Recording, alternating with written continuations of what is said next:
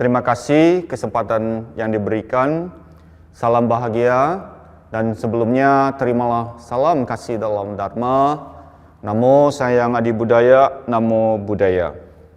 Kembali lagi bertemu dengan saya Upasaka Pandita Henry. Ya.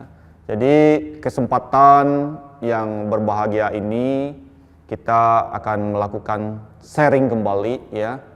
Dan sebelumnya izinkan saya untuk memanjatkan dulu kepada guru kami yang agung.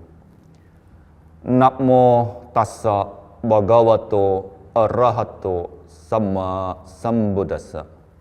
Namo tassa bhagavato arahato sama sambuddhassa. Namo tassa bhagavato arahato sama sambuddhassa. Terpujilah Sang Buddha yang telah mencapai penerangan dan upaya sendiri. Baik, terima kasih. Jadi topik ini sebenarnya lanjutan. Jadi pada session yang sebelumnya kita berbicara 38 Buddhist wisdom. Jadi ada 38 kunci kebijaksanaan. Ya. Jadi ini clue kunci ya. Yang kita terapkan agar kita mencapai kebahagiaan ya. Nah, kesempatan yang kemarin di awal kita berbicara bagaimana tidak bergaul dengan orang yang tidak bijaksana. Nah, kesempatan yang sekarang ini kita berbicara bergaul dengan orang yang bijaksana. Kalau dalam bahasa Palinya kita kenal Pandita Nanca Sewana ya. Jadi secara duniawinya jadi kita artinya untuk bisa bergaul dengan orang bijaksana. Secara pengertian di luar duniawinya kita itu bersekutu dengan yang layak. Jadi ada nama rupa yang timbul lenyap di jasmani kita ini ya. Jadi sebenarnya orang bijaksana ini dia sudah paham terkait hukum Patika Samuppada yang menjadi poin-poin penting dalam agama Buddha. Jadi ada pertama duka dulu ya, konsep 4 kebenaran mulia. Jadi ada Cattari Arya Sacani, kemudian hukum sebab musabab yang saling bergantungan, Patika Samuppada, kemudian ada Tilakkhana, 3 corak kehidupan, ada hukum karma ya, ada hukum punarbawa, hukum kelahiran. Nah, jadi inilah yang menciptakan pandangan-pandangan benar tadi. Ya. Nah, Bapak Ibu, saudara-saudari Dharma dan para pemirsa yang berbahagia. Jadi kalau kita bicara kata bijaksana ini, itu kadangkala dia kalau dilihat dia berbeda ya. Jadi kalau kita konotasi awam kita itu dia tidak sama dengan orang yang mempunyai pendidikan yang tinggi ya. Pendidikan kan ada sarjana, ada S1, S2, S3, mungkin ada profesor lagi ya. Nah, jadi tingkatan yang paling tinggi itu profesor.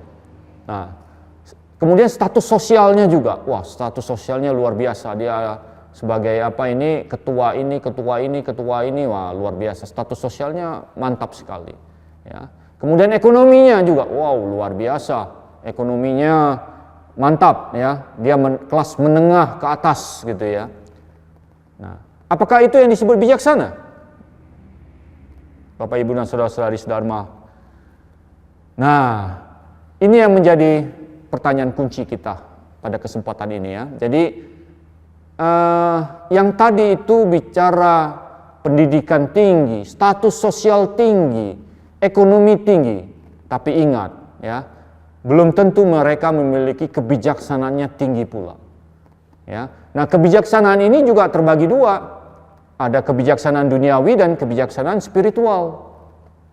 Ya. Nah, yang anehnya lagi ya, kalau Bapak Ibu menganggap bahwa yang tadi itu bahwa orang berpendidikan tadi itu yang tinggi tadi itu dia dianggap bijaksana, yang status sosialnya tadi tinggi dia anggap bijaksana, yang ekonominya tinggi dia anggap bijaksana. Wow. Tetapi yang jadi kenyataan di kita ini yang masuk penjara justru Orang-orang yang kadang berintelek tinggi, ya, yang yang korupsi tadi ya, yang menyatakan wow dia punya uang banyak, mobil berteret dan lain-lain sebagainya. Tetapi pas disidak semuanya ternyata adalah hasil dari korupsi ataupun kolusi, nepotisme. Nah, itu yang kita kenal KKN. Nah, ini hati-hati Bapak Ibu, ya. Jadi status sosialnya tinggi, tahu pas disidak ternyata ini, ya. Nah, jadi itu bukan bijaksana. Itu mereka hanya cuma di level duniawi. Ada yang namanya bijaksana di spiritual tadi ini. Ya, moralitas tadi ini yang harus kita jaga baik.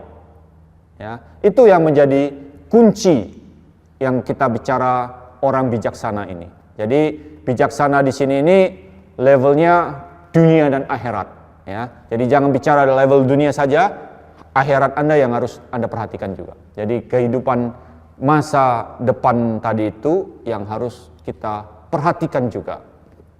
Nah, oleh karena itu menarik ini ya, Bapak Ibu dan saudara-saudari Dharma, kita coba bedah ini. Jadi siapa ini orang-orang bijaksana ini?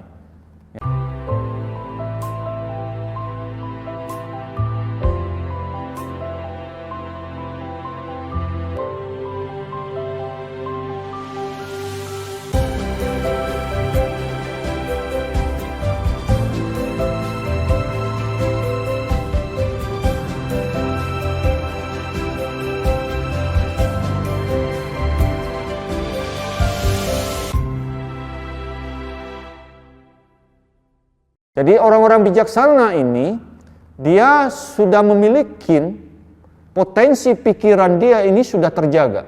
Ya, pikiran, ucapan, perbuatan, itu dia sudah jaga dengan baik. Ya, jadi bagaimana dia bisa menjaga dengan baik? Nah, yang kemarin kita sudah bicarakan itu, dia bisa belajar dari upaya dia sendiri. Jadi belajar itu adalah, kalau kita bilang itu seumur hidup kalau belajar itu, Bapak Ibu ya. Jadi baik dia itu belajar secara formal, lewat pendidikan-pendidikan ya, lewat non formal, lewat informal ya, pelatihan-pelatihan atau kursus-kursus yang dia terima ya. Dan yang paling terpenting itu yang kemarin kita bicara, ada sahabat sejati ya, yang mendorong kita terus ya, yang mensupport kita terus ya, sehingga dari diri sendiri, ada dari sahabat sejati kita yang menolong. Nah, inilah yang menjadi klop untuk kita. Ya. Nah, jadi orang yang bijak ini dia sudah memahami tadi itu agar dia berproses tadi itu baik dan dia bisa mendapatkan ketenangan, kebahagiaan dalam hidupnya. Ya, dia sudah mulai mencoba mengikis 3 akar kejahatan tadi. Dia sudah tahu bagaimana konsep-konsep serakah tadi, dia bisa mengerem ya, konsep-konsep kebencian tadi itu dia bisa mengerem ya, kemudian kebodohan batin pun dia sudah pahamin semua. Nah, sehingga dia bertransformasi ya, dari kondisi yang ini dia menuju ke arah yang lebih baik ya. Jadi dia belajar menuju yang lebih baik ya. Kemudian dengan orang juga yang mempunyai pengetahuan yang lebih baik, orang yang lebih bijaksana, itu yang menuntun kita menjadi lebih bijaksana ke depan. Ya, itulah menjadi poin yang sangat penting. Ya. Nah, para pemirsa yang budiman, jadi kalau kita bicara tadi ini, berarti seorang yang bijaksana ini, dia sudah memiliki pandangan benar. Nah, jadi pandangan benar, jadi kalau kita dalam agama Buddha tadi bicara 8 ruas jalan utama, jadi 8 itu akan dibagi menjadi 3 kelompok besar. Ya. Jadi pikiran, pengertian dan pikiran benar, itu dia masuk di dalam kebijaksanaan tadi. Nah, kalau Anda mau bijaksana, Anda harus mempunyai pandangan yang benar dan pikiran yang benar. Ya, nanti kita akan melihat lagi proses yang lanjutnya. Kemudian ada kelompok sila namanya. Sila ini adalah moralitas. Jadi Anda harus mempunyai ucapan, perbuatan, mata pencariannya juga harus benar. Ya. Dan yang terakhir ini adalah kelompok yang bilangnya kita samadhi ya. Jadi konsentrasi. Nah, jadi apa yang menjadi poin ini? Kita harus berdaya upaya yang benar, perhatian yang benar, dan pemusatan pikiran yang benar. Nah, 8 tadi ini itu yang kita bilang ada 8 ruas, tapi dia menuju satu jalan utama. Bapak Ibu yang berbahagia ya, itulah jalan utama itu yang kita cari sesungguhnya. Ya, nah jadi 8 inilah ruas ini menuju satu jalan yang menuju pantai seberang, pantai bahagia. Jadi kalau orang yang bijaksana tadi, yang tadi dia sudah mempunyai pengertian yang benar, dia paham tadi bahwa oh ini hukum apa, dia tahu apa yang menjadi apa ini asal mulanya duka, ya. Jadi memang kalau kita bahas itu panjang sekali ya, itu ada session yang satu lagi. Nah jadi duka itu disebabkan karena ya kadang kita bertemu dengan apa yang kita benci, berpisah dengan orang yang kita sayangin ya, kemudian lahir, sakit, mati, itu sebenarnya menderita itu. Ya. Jadi kata-kata menderita ini ada 13 kategori sebenarnya yang harus kita list ulang lagi ya. Dan kita juga harus tahu apa yang menjadi asal mulanya duka tadi. Nah, asal mula duka itu karena tanha, keinginan, kemelekatan kita yang sangat kuat sekali ya. Yang tadi itu ada 3 akar tadi yang kita sudah sebutkan, ada loba, ada dosa, ada moha, ada keserakan, kebencian, kebodohan batin, ini yang dia selalu kita ikat terus kemana-mana kita pergi ya. Sampai tidur pun susah kita tidur karena selalu berpikir, bergejolak terus di dalam alam pikiran kita. Kamu ini, saya kesal sekali, saya ini sekali, aduh, sampai tidur pun Anda susah. Anda perlu obat tidur, ya. Sampai suatu saat Anda akan kejadian demikian. Kalau Anda tidak punya sifat melepas, tidak ada Anda istilahnya ya biarkan saja sudah dulu, ya. Tenangkan dulu pikiran kita. Anda tidak bisa menjaga pikiran Anda.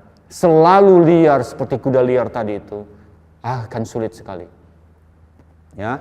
Nah, oleh karena itulah kita harus paham bagaimana cara untuk melenyapkan duka tadi, ya.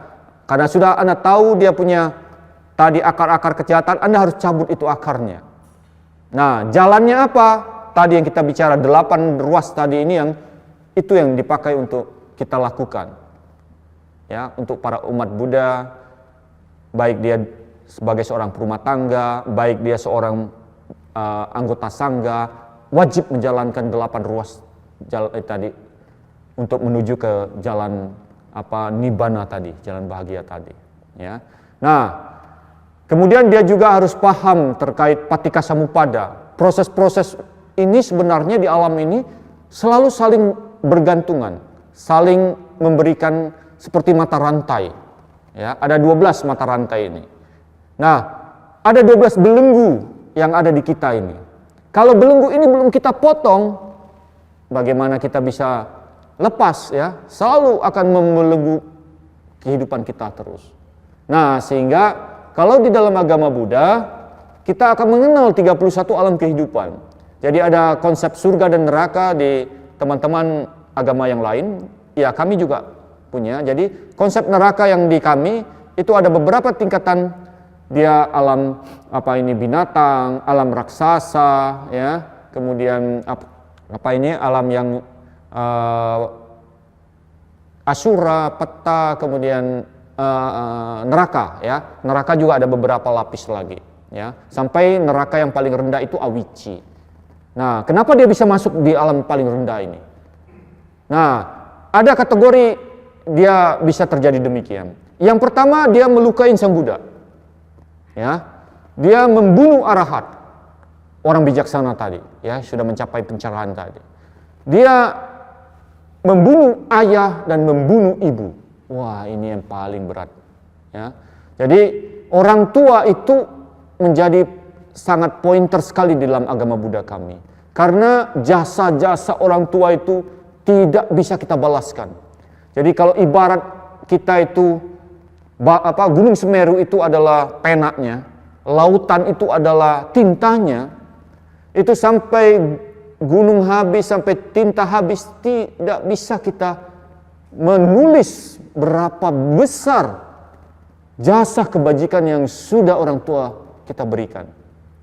Ya, jadi sampai kalau kita mau gendong ke Gunung Semeru, orang tua kita kiri dan kanan saja untuk sampai ke atas saja, kita belum cukup bisa membalas budi orang tua.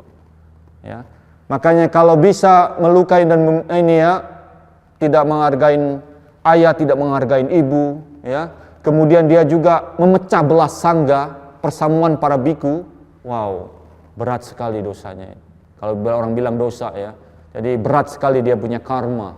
Kalau kita ada agama Buddha, kita bicara karma. Dan dia langsung terlahir di dalam neraka Awici itu.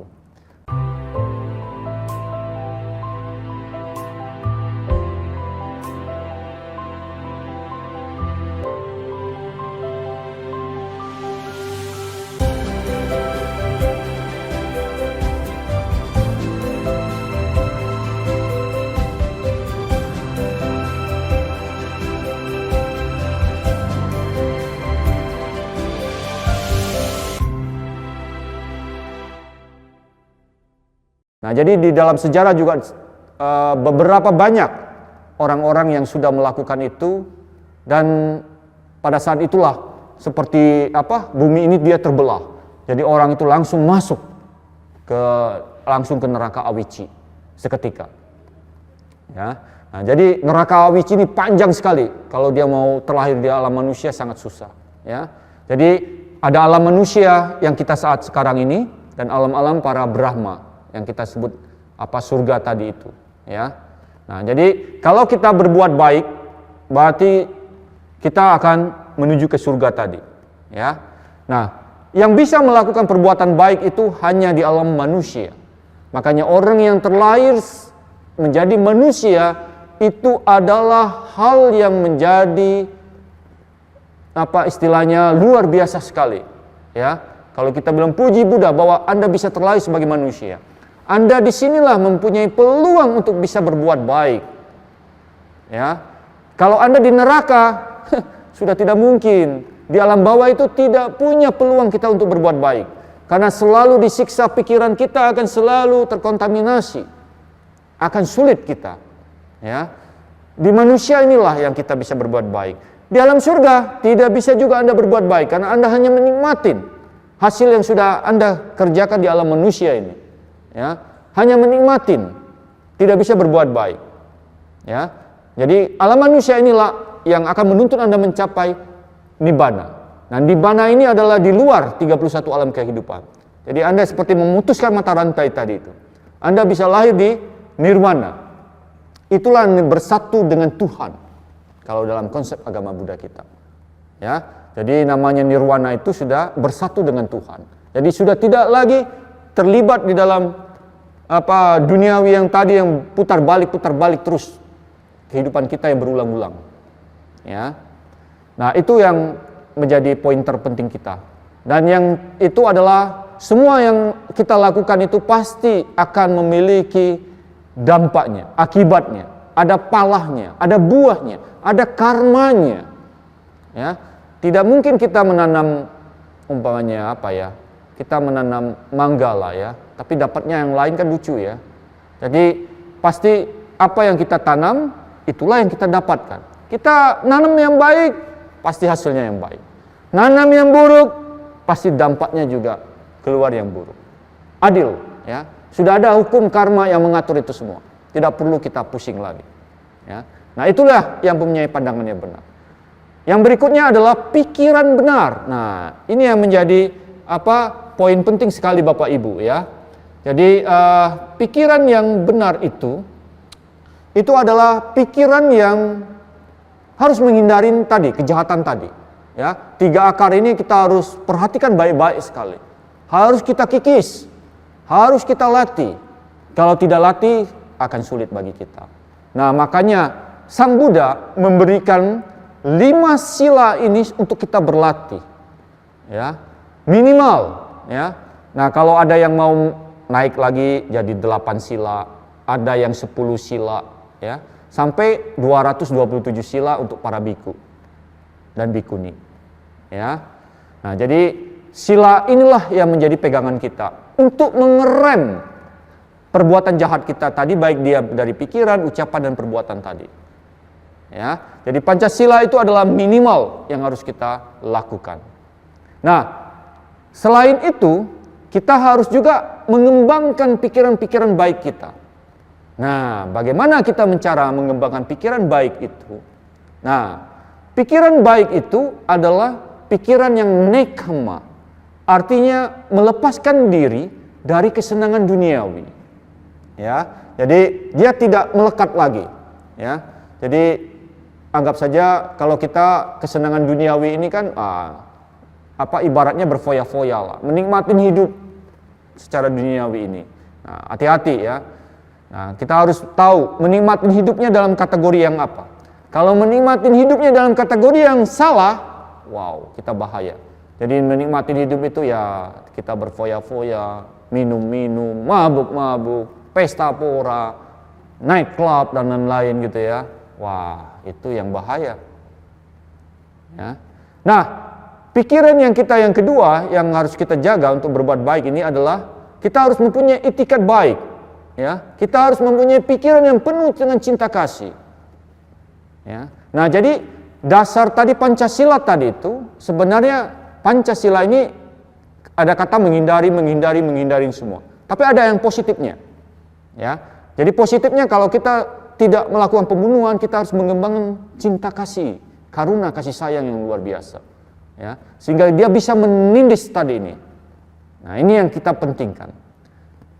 Mencuri, ini mencuri karena dia tidak mempunyai mata pencarian yang benar ini ya. Jadi karena dia tidak mungkin susah karena tidak punya uang atau apa dia mencuri, atau bisa juga dia punya uang kelas kakap gitu ya, mencuri dalam artian korupsi. Nah, itu juga bisa juga ya, terlalu berlebihan, serakah tadi itu ya. Nah, itu yang menjadi berbahaya di kita.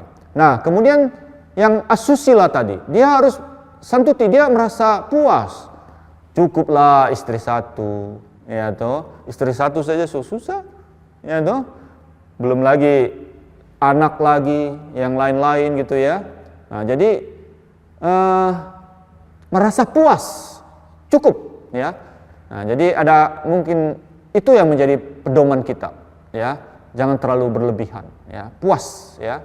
Kemudian tadi yang ada ucapan salah, kita menghindarin kata kasar, tidak berfaedah. Nah, ini yang kita lawan lagi dengan ucapan kita benar.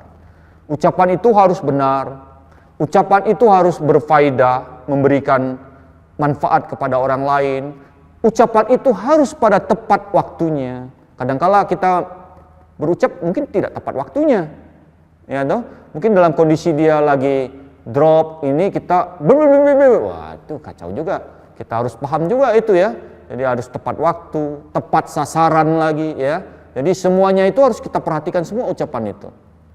Ya, makanya ini orang bilang ucapan itu adalah harimau. Ya.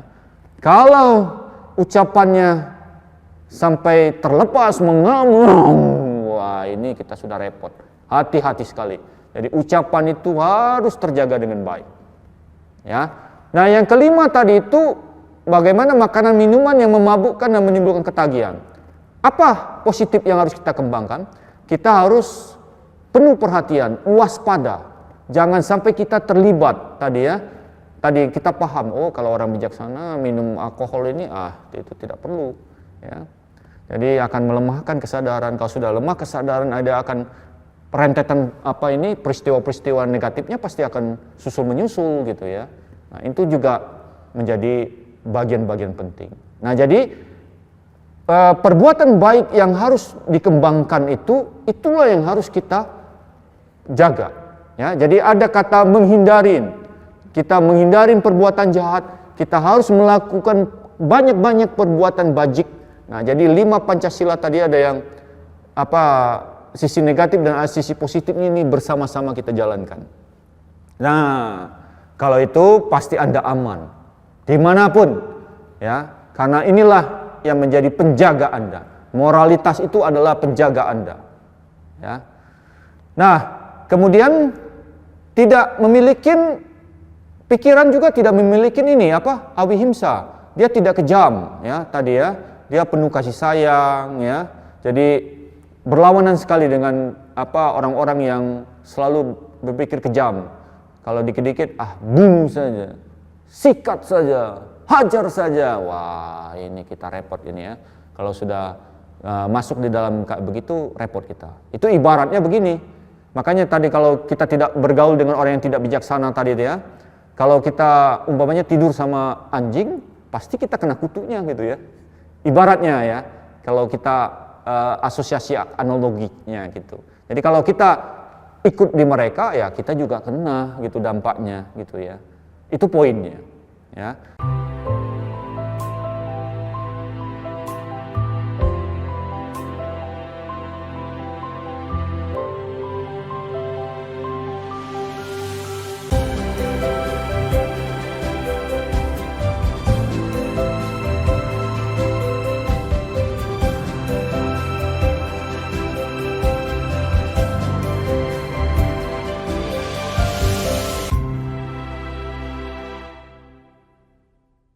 Nah, jadi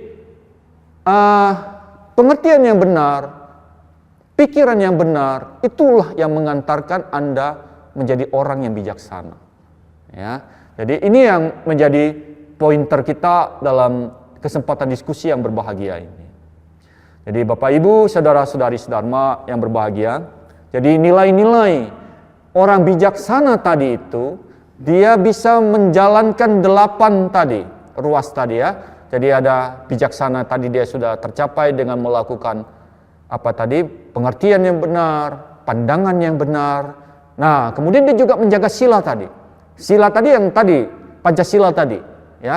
Ucapan dia benar, perbuatan dia benar, ya.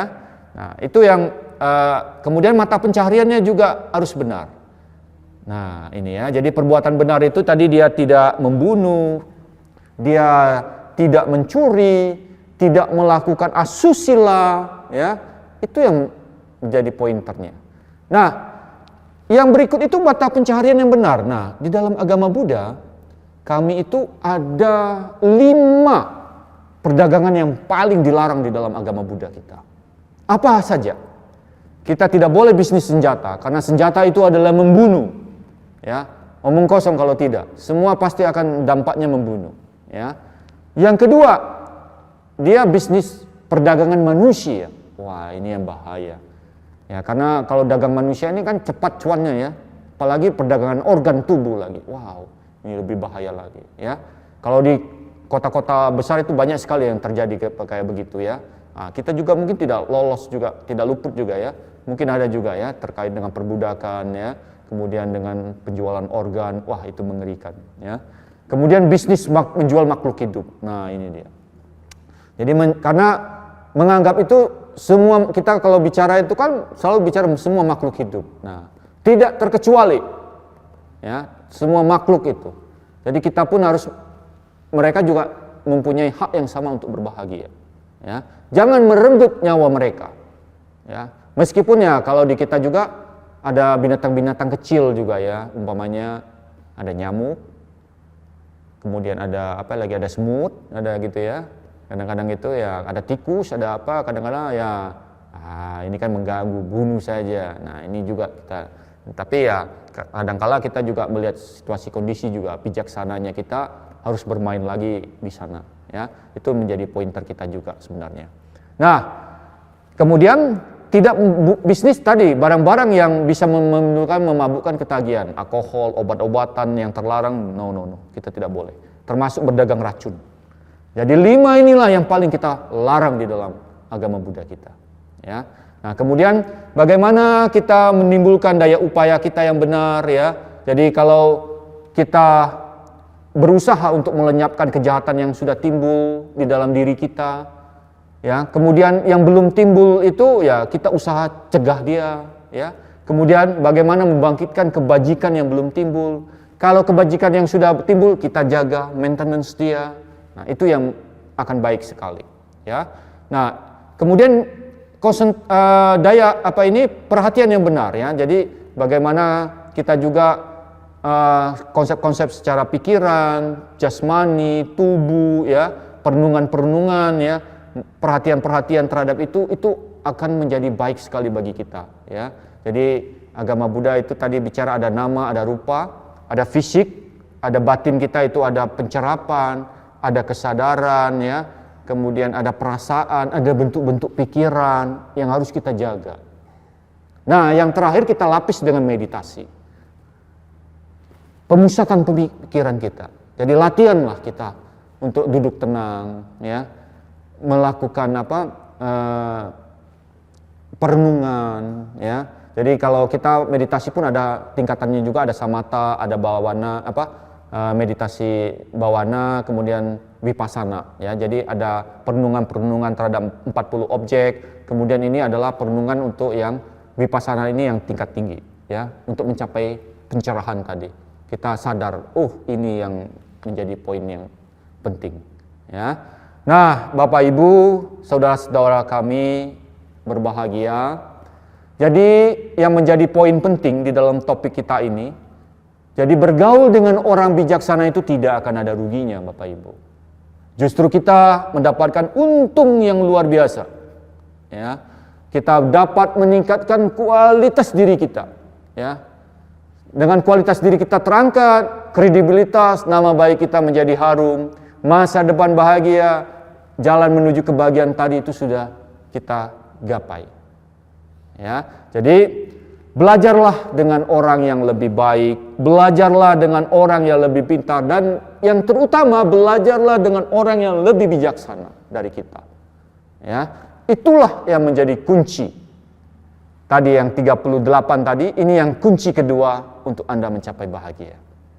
Demikian Bapak Ibu, saudara-saudari kami yang terkasih, semoga diskusi kita pada kesempatan ini bisa membuka wacana kita, ya, hal-hal apa yang perlu kita perbaikin di dalam diri kita untuk mencari kunci kebahagiaan kita tadi ini. Demikian, terima kasih. Semoga semua makhluk, baik yang terlihat maupun tak terlihat, yang jauh maupun dekat, dalam kondisi apapun, semoga semua makhluk hidup berbahagia, bebas dari loba, bebas dari dosa, dan bebas dari moha. Semoga mari kita bersama-sama mencapai kebahagiaan sejati nibbana. Sabesata bawantu sukitata. Sadu, sadu, sadu. Semoga demikian adanya. Terima kasih. Namo Sayang Adi Budaya. Namo Buddhaya.